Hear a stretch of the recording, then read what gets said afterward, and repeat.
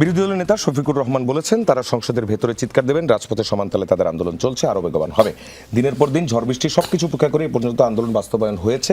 লোহা গরম হয়ে লাল হতে একটু সময় লাগে, কিন্তু লাল যখন হবে তখন জনগণ হাতে মুগুর নিয়ে ঠিকঠাক মতোই পেটাবে। বিএনপির প্রতি ইঙ্গিত করে তিনি বলেছেন, আমরা দীর্ঘদিন একসাথে মজলুম ছিলাম, আন্দোলন করেছি, সংগ্রাম করেছি, নির্বাচন করেছি, সরকার পরিচালনা করেছি, রাজনীতি করেছি, কিন্তু এখন আমাদের কোনো কোনো বন্ধুর ভাষা ও বক্তব্যে মনে হয় তারা জীবনে আমাদেরকে কোনোদিন দেখেন নাই, ভুলে গেছেন এত তাড়াতাড়ি।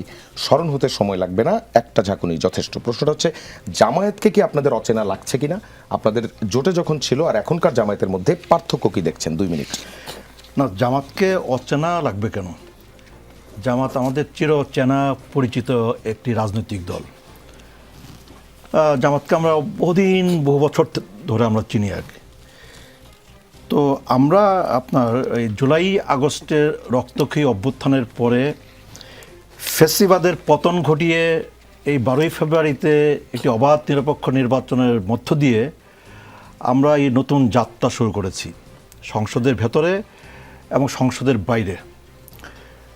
তো ফলে সংসদের ভেতরে জামাতের যে কার্যক্রম, জামাতের যে অবস্থান, সেটাকে আমি ইতিবাচকভাবেই দেখতে চাই। তো সংসদের ভেতরে জামাতের বক্তব্য আর সংসদের বাইরে জামাতের বক্তব্য একরকম কেন হবে? কারণ মাঠের বক্তব্য আর সংসদের ভেতরের বক্তব্য আপনার একরকম হয় না। তো ফলে জামাতের আপনার বাইরের যে বক্তব্য, সেই বক্তব্যে আমি আপনার খুব বিচলিত না। আমি আশা করি যে ফ্যাসিবাদ বিরোধী সংগ্রামে যারা আমরা ছিলাম, যারা আমরা আত্মত্যাগ করেছি, যারা জীবন দিয়েছি, যারা জেল জুলুম নির্যাতনের শিকার হয়েছি, এবং এই জুলাই আগস্টের আপনার অভ্যুত্থানের পরে যারা এই পার্লামেন্ট পেয়েছি, এই সরকার পেয়েছি, এই বিরোধী দল পেয়েছি, এই রাজনীতি পেয়েছি, আমরা যেন আমাদের সকল কর্মকাণ্ডে আমরা যেন মনে রাখি যে আমাদের কোনো কর্মকাণ্ডে যেন আপনার এই যে ফ্যাসিবাদকে আমরা বিতাড়িত করেছি, যে ফ্যাসিবাদের পতন আমরা ঘটিয়েছি, আমাদের কোনো কর্মকাণ্ডে যেন আমাদের কোনো ভুল পদক্ষেপে, কোনো ভুল কৌশলে যেন আপনার সেই ফ্যাসিবাদ যেন ফিরে আসবার কোনো সুযোগ না পায়। সেজন্য আপনার সরকারি দলের দায়িত্বটা অনেক বেশি।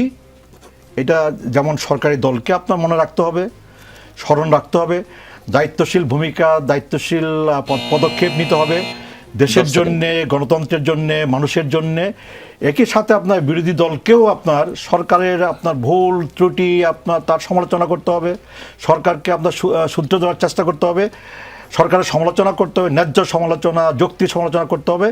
একই সাথে মনেও রাখতে হবে যে এমন কোনো পদক্ষেপ, এমন কোনো কৌশলী আচরণ, কর্মকাণ্ড করা ঠিক হবে না যে কর্মকাণ্ডের ভেতর দিয়ে আমাদের কষ্টার্জিত গণতন্ত্র বিপদগ্রস্ত হয়ে পড়ে এবং দেশের মানুষের যে বিপুল প্রত্যাশা, সেই মানুষ হতাশ হয়ে পড়ে। জি, ধন্যবাদ।